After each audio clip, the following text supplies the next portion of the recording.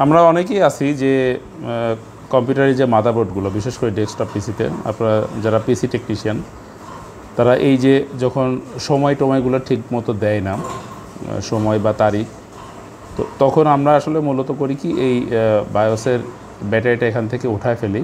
উঠায় এখানে আমরা একটা নতুন বায়োসের ব্যাটারি বলি আমরা, এটাকে CMOS ব্যাটারিও বলা হয়, লাগায়ে থাকি।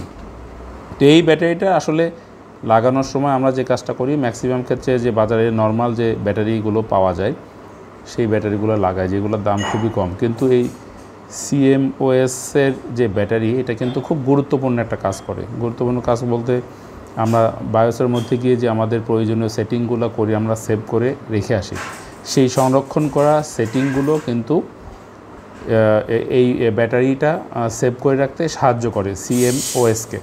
সো আপনারা কোনোভাবেই এখানে কোনো নর্মাল ব্যাটারি লাগাবেন না, চেষ্টা করবেন যে ভালো দাম দিয়ে একটা ভালো ব্যাটারি কিনে লাগানোর জন্য।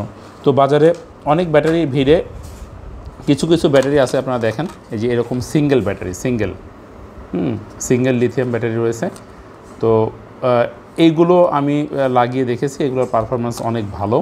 তো এই ব্যাটারিগুলো আসলে মূলত আমরা সবসময় চেষ্টা করি যে 2 থেকে 5 বছর কিন্তু একটা বোর্ডে যদি লাগান, 2 থেকে 5 বছরের মধ্যে আপনাকে কিন্তু এই ব্যাটারিগুলো চেঞ্জ করতে হবে না, যদি আপনি এই ব্যাটারিগুলো লাগান।